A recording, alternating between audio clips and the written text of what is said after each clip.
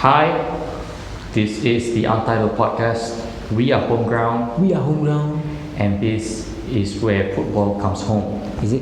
Really, man? This is where football comes home. Where? Where football comes home. Alright, I know my lines. Alright, so I'm Michael, the Arsenal fan, and we're going to pass to the host for this episode, Da, who's the Liverpool fan. Last time holding my breath. Okay, I'm Da, the Liverpool fan, or some of you call me Prabhu or whatever. So you never walk alone, always. Okay, so for today, this show we are going to talk about the recent headlines in the world of football. You know, there's always lots of big news and always lots of stupid, useless news. But we're going to talk about the big news. Okay. Before you start talking about news, we thank everyone for liking all our content, sharing all our content, and we hope that you enjoy our content. So make sure to like, share, subscribe to us, and follow us on all our pages on Facebook, Instagram, Twitter, and YouTube. And just leave a comment. We will read it out. We will definitely read it out because we love to read it out. And also we got nothing else better to do. That's why. Wait, lastly, people might be wondering why is it some places HomeGround and HomeGround Footy. Put it this way: HomeGround Footy is the name, HomeGround is the first name, Footy is the last name. We just refer ourselves as the first name. HomeGround. Yeah. Okay, so talking about headlines, alright, so the biggest news right now, well, I wouldn't say the big news lah, but apparently got fire over there. So the news, right, is As of recording, of course. as of recording, the 5 players who could be the next Messi or Ronaldo. Okay, so before we took this video, just now Michael was actually telling me he didn't like Ronaldo or Messi. No, he never said that lah. He said that Let me say it, alright? The question, the headline or the thing is the next 5 players who could probably emulate Ronaldo and Messi. I didn't quite like the question. Why must it be Ronaldo and Messi? Why can't it be about Maldini? Who's the next 5 players who can emulate Maldini? I actually agree. Who's the next 5 players who can emulate Buffon? Yeah. This kind of generalizations. Nobody talks about goalkeepers. That's the thing. Yeah. Why talk about the attackers when defense wins you titles? Goalkeeper could get you 3 points. Yeah. What about who's going to be the next Trapattoni? The next manager. Yeah. Right. Okay. So, but since we are talking about the best headlines, Yes. according to these headlines, the 5 players that they have tipped to be the next Ronaldo or Messi is going to be Kai Havertz, Vinicius Junior, Jadon Sancho, Joao Felix, Of course. and Kylian Mbappe. That's right. Okay, so obviously the biggest name right here, right now, is Kylian Mbappe, the only one with the World Cup. He's the only one that's proven. Yeah. And it's, to me, I don't think, with all due respect to Paris Saint-Germain, I don't think that they can win the Champions League anytime soon because it's unrest from the top. And it brings down to Neymar. At this point of recording. Yeah. So I think if he joins another club that's ambitious and doesn't have issues on and off the pitch, I think he can win a Champions League. Yeah. Okay, so speaking about this list, do you agree with the list? No. Like, should all 5 be there? No, No? I don't think Vinicius Junior is there. He's unproven.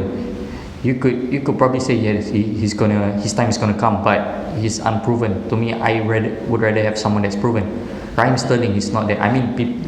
The editor might be thinking about putting age as a factor. I kind of disagree. I think Raheem Sterling is, if he wins the Champions League this season or anytime soon, he's definitely up there. He's definitely would be as good as them. Yeah. Look at how he's playing. I actually agree with you. that Raheem Sterling should be in this list. He was the PFA Young Player of the Year last season, so he definitely should be here. I'm not sure why he's not here. Maybe it's because, like you said, he's proven and stuff. So that's why he's not here yet. He's not here anymore. But he should be here. Like you said, Vinicius Junior shouldn't be here. I think the person that shouldn't be here is Kai Havertz. Not because of his ability, because of the team he is in right now. Everyone else is in a Champions League team and in a team possible to win the Champions League or possible to even win their league. Okay, Kai Havertz is in Bayer Leverkusen. Vinicius Junior is in Real Madrid, Jadon Sancho, Borussia Dortmund, Joao Felix, Atletico Madrid, Kylian Mbappe, Paris Saint-Germain. But everyone else can win the league, but Kai Havertz. Kai Havertz is attracting attention in Munich. He is. Bayern Munich. Yes, he's attracting attention in Bayern Munich. But as of recording, Coutinho has moved to Bayern, and I don't think that Kai Havertz will be linked to Bayern anymore. Maybe next year, but I don't think this year he will definitely make the move. I think the reports came out that it's next year actually. I mean next June summer transfer window. Maybe that's where he could. I mean, this editor could be proven right. With every great player comes a great support. Right? You look at how Messi is so good. It's because he's been at Barcelona his whole life. Right? Look at how Ronaldo. Look at how Ronaldo came up. He came up to the ranks of United, and United at that point of time were at their peak. They were winning everything. No, when he came in, they weren't at their peak. Okay, but but when he started to peak at United, they peaked. Yeah, true. But they were still in the contention of winning the Premier League when he came in. Yes, at the time. So at least something. So that's why I feel that behind every great player, that there needs to be that great support. That's why my reason to omit Kai Havertz from this list. I would agree with you, but who would I take up? You said Vinicius Junior. No. I mean, if I were to take out Kai Havertz for Sterling, I don't think Vinicius Junior deserves to be there. These two needs to be out, but who's the one that could replace? So if you ask me who between Kai Havertz and Vinicius Junior, my opinion, I think Vinicius Junior should be out. Alright. Okay. Now, I'm going to just quickly ask you, who do you think from this list is going to be the next Ronaldo? With regards to style of play. I think, even if you put in style of play, I'm still going to be picking João Felix because Portuguese role model. Lots of common stuff. He may not be playing like Ronaldo, but he's still a young player and he's like the top few expensive players, if I'm not top 5. I know, right? So I'm gonna go with João Felix. And next, Messi? Mbappe. I mean, different styles of play, but João Felix more towards Ronaldo for me. Mbappe could be more towards Messi for me. Just my opinion, of course. Okay. For me, I think that Mbappe will be more of Ronaldo. Alright, and Sancho will be more of like Messi. I just love the way Sancho dances around in the Bundesliga. Yeah. I got a funny feeling he'll go to Bayern Munich eventually. I don't know, man. No, but I think that Dortmund is out of Bayern Munich's grasp right now. Like they are able to keep their players compared to previously when they will keep selling to Bayern Munich and stuff. I think right now they are able to keep. They're in a better position. Yeah, they're in a better position. They're gonna win it this season. I hope so. I think so too. I really think so. I really hope that Dortmund wins. Who doesn't love an underdog story, right? Yep. Always. Okay, so that was the top 5 players who could be the next Messi or Ronaldo. Now, the next one that we're going to look at is Maurizio Sarri and how he's going to line Juventus up for the season. But before we do, Haikal has something to say for Maurizio Sarri because as of posting, as of recording, a few days ago, he got pneumonia, and we wish him a speedy recovery, and hopefully everything's fine.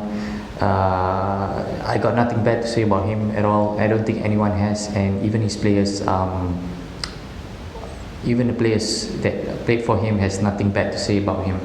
A really nice guy, and I hope it has nothing to do with smoking at all. So I really wish all the best. How do you get pneumonia from smoking? The kind of cigarette that you smoke? Maybe, I don't know, but yeah. Alright, so looking at this headline, they have 3 planned lineups or 3 predicted lineups that will that shows how Juve will line up. And in all three lineups, okay, it's more of a 4-3-2-1 formation. Some lineups they play. One of the lineups they're not playing wingers. The other 2 they're playing wingers. But the thing that stays consistent is the goalkeeper, defenders, and the midfield 3. Right. So we're just going to look at this package here first. Okay. So we're going to look at the goalkeeper. Szczęsny without a doubt. Right. Same for me. I mean, I love Buffon, but I don't think he's too old, man. He's just there to sit there and be an idol, be idolized at the club. Delight and Chiellini, defense, Yes, of course. same for me. Danilo right back. Yes, of course. They don't have another right back, right? No, they do have Di Siglio. Okay. Di Siglio can play as right back, but Di Siglio is really old, and yeah, he's of the old guard, so I don't think that he would start. I'm really out of touch. I didn't know he was old at all. Yeah, Alessandro left back, Of course. definitely. Okay, so the midfield three over here, it's Pjanic, Ramsey, and Matuidi. Any changes in that? Who's holding? Pjanic is holding.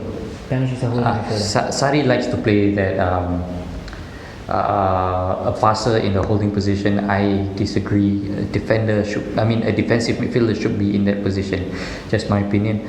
I don't know how they're gonna do, but I would actually swap Pjanic and Matuidi, of course. And Ramsey, Alright, so Ramsey is there. Matuidi to be the holding midfielder. Yeah, and Ramsey there. Yourself? I understand. Okay, so I would actually swap Matuidi for Rabiot because I don't think that this kind of lineup needs any holding midfielder at all. Besides Pjanic being the holding midfielder and spraying out the balls, because with Rabiot and Ramsey running all throughout the midfield, they're going to do the dirty work and they're going to win the ball back for the team and start on the counter attack. Okay. Yeah. Right. So that settles the midfield, the back four, and the goalkeeper. Let's move on to the three at the top. Right. So plan A is that Bernardeschi will play on the right, Ronaldo will play on the left, and Higuain will play in the middle. I don't know why, but apparently Higuain is still a popular figure there. I think the problem with, there's this lineup. I think the biggest problem is Dybala. Where does he fit in? He is a great player actually. I'm glad he didn't went to Tottenham, and I'm also glad he didn't went to United. So he's not a winger, but he doesn't have a choice because he's got Ronaldo. When you have Ronaldo in your team, you have to play him. No, it's just like his best position. It's just like how he's being treated at Argentina. With Messi and with Messi. Aguero. When Messi and Aguero is there, he has no chance, and he's such a gem, such a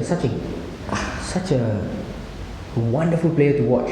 And here's the thing: it's about Sari is his manager, and he likes to play a 4-3-3 with one holding, which means you don't have an attacking midfielder. Allegri could have played him. Allegri played him in the attacking midfielder role, and if he's not, if they don't have an attacking midfielder role this season, he's forced to play on the wing, and it's not going to be. He's not going to be a Sterling. Yeah. He's not going to be a Sancho. Yeah. Because he's more suited in the middle. Yeah. And he has no choice but to play on the wing, and it's like would stunt his development. I just think I feel that Sarri will finally be the manager to unlock the puzzle that Dybala is, and definitely make the best out of him. that depends if he actually wanted to offload Dybala in the first place. Yeah. If he's not in the plans and that's why he's linked to Tottenham and United, or it's just paper talks, then I think depends whether he might be able to unlock it. But if he was in his plans and it's the board's decision to offload him, then I think that you might be right.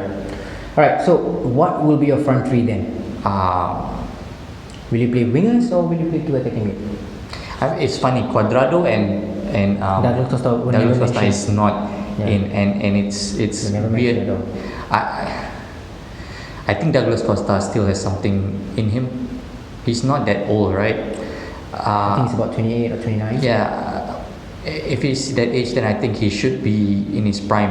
I would put him on the left and Dybala on the right, and going by this formation, of course, and Ronaldo, of course, in the middle. He could, actually play Ronaldo on the right and Dybala in the middle, but you're not getting the best out of Ronaldo if you play him on the wing. Yep. I agree with you. Ronaldo should definitely be played down the middle. However, I don't think that I would play any wingers because I don't know, man. I use Juve in Football Manager, and I was quite successful with them. Okay, and so I was. However, I got slapped left, right, and center for throwing away Douglas Costa, Cuadrado, and the rest of the wingers that I had. I did not throw away Bernardeschi. I converted him into a attacking midfielder, and I play him more of an advanced playmaker. So what No, formation? I played him more of a Ramdata. So he was running around finding Space space. investigator. Space investigator, yes. So what formation you playing? I played a 4-1-2 diamond? 4-3-2-1, 4-3-2-1, but more of a 4-3-2-1, and all my midfielders were packed in the middle. And you have inside forwards. No, I did not have inside forwards. I had Bernardashi and Dybala as my attacking Midfielders. And Dybala was my shadow striker. Yes, and then Cristiano Ronaldo was my complete forward, of course. So my whole plan was to have Rabiot and Ramsey running into the box late, getting an unmarked runs. Cristiano Ronaldo being there, being the one that everybody marks. You have Ramsey in your squad? No, actually, I didn't have Ramsey. But I did buy Rabiot. I did buy Rabiot. So yes, because Rabiot was cheap, and that was all the money that was offered. But yeah, so that would be my lineup. I think we have about one last topic. Alright. Okay, so the last topic that we're going to talk about is the VAR and its debut in the Premier League. VAR. Right. So, do you think that it's a success, or do you think? Okay, actually no, I shouldn't ask you because nothing's been done yet. So I shouldn't ask. I mean, it's still early. Yeah, it's still early. Do you think that it's a good step forward? Yes, because right now the proper decisions have been. The proper contentious moments are being looked at, and it's like a good step forward because these moments they can affect the outcome of the game. But my problem is it's taking away from the live element, the moment that you're there, that kind of thing. It's like we are ingrained to see that once a goal goes in, you either celebrate or you look at the linesman, and then it's you either do one of those. Yep. But right now with VAR, you either celebrate, look at the linesman, or you don't celebrate at all. I mean, if the ball goes into the net, you celebrate. Yeah. But because of VAR, you're not sure whether to celebrate because there could be a handball, there could be an offside. So I think that the problem here is that the amount of time needed to make a decision by the VAR team needs to be improved.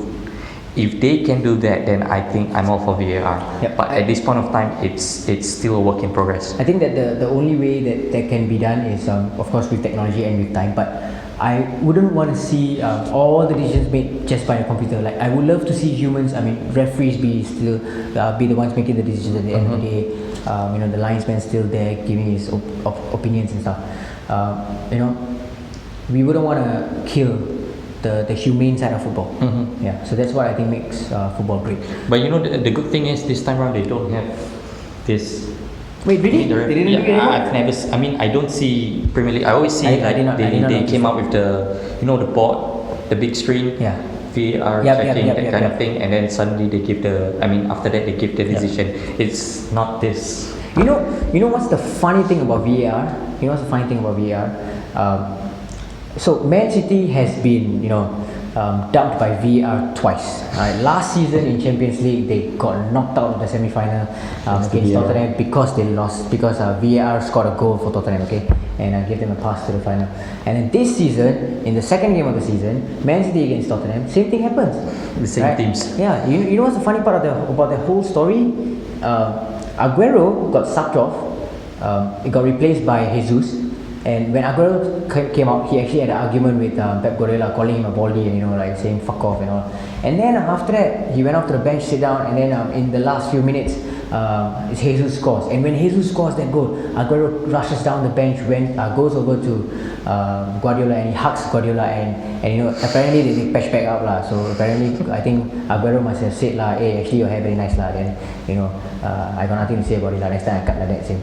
Then after that, right, when he go back, they show the VAR.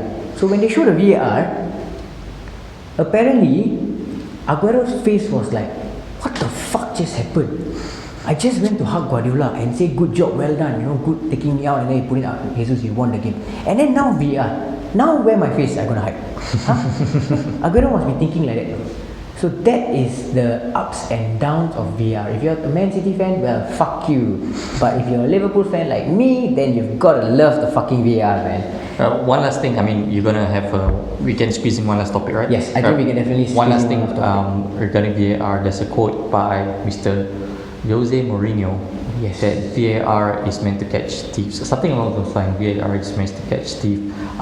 What he meant is that if you go to a supermarket, you'll see cameras everywhere, and their intention is to catch thieves. So there's no crime involved. So in this case, VAR is to catch wrongdoers in the game, and he likens them to thieves. I just don't. I don't know. Man. It's like I kind of like agree to disagree with this kind of comment on whatever fuck shit. But yeah, so okay, so the last topic that we're going to squeeze in right now. Sorry. We are going to talk about the 3 promoted teams. Okay, Norwich, Aston Villa, and Sheffield United. The first thing that I want to ask you, Heikel, is where will they finish in the season? How do you think that this season? I don't pay attention to all 3 this season, meaning that I think that all 3 are going to drop. But like Aston Villa spent the most this season, yes, if I'm not wrong. And I expected them to have a good start, or great start, but they did not. But I think maybe it's because Jack Grealish can't play in the Premier League, also because he hasn't won any. Yep. Actually, I don't really rate Jack Grealish, to be honest with you. I don't think he's the player that a top 6 side would actually. I could be wrong again. Chelsea might go for him or something like that because of John Terry connection. But I don't see a top 6 side actually look for. Would actually sign Jack Grealish. I don't know how much of a losing streak they're going to go on as of recording, of course. Maybe 2 games. Maybe by the time, maybe by the time this episode gets published, he's already won. But you talk about the top 3. I think the top 3, Sheffield United actually did well this season so far. Yes, so far. Norwich, I think they're dangerous, but time will tell. I don't see them lasting that long. I mean, with good form. So I'm just gonna go all 3 down. Actually. All 3 down. Yeah. Surprising. I mean, Newcastle. They can. Newcastle will come back. I feel that Newcastle will definitely come back off of the bad start they've had. Steve Bruce, he doesn't seem to get relegated that often. Yeah. He's always fighting for relegation. I mean, he always comes out on top. He got relegated, I think, once. Yes, once. Maybe more. But you look at the rest of the Premier League sides. How many of them can you say that are worse than the 3? Yeah. That's why I have to go with these 3. Aston Villa spends a lot. But they should have won the previous game if you spend that much. Yes, I feel that they should have won against Tottenham as well. Yes. They actually threaten a lot. If you invest that much, you should win certain amount of games to get the 40 points. And I felt that the previous game was one of those games. Yep. I think that Aston Villa will go down. Looking at how much they spend, like they are not doing so well. I don't know. It's still early. But my prediction would be Aston Villa to go down together with Sheffield United. Sheffield United spend like less than $1 million, right? Yeah. I think they spend less than $1 million. So I think that Sheffield United will go down as well. But I do predict that Norwich will stay up because of one person, Pukima. You shouldn't have said that. Censor that. But yeah, because of Mr. Puki, okay, they will actually stay up. The match I was referring to that they should have won is Bournemouth, Aston Villa against Bournemouth. They should have won that. Okay. They're at home. Lastly, okay, so looking at the top 3, you said that the 3 of them are going to get relegated.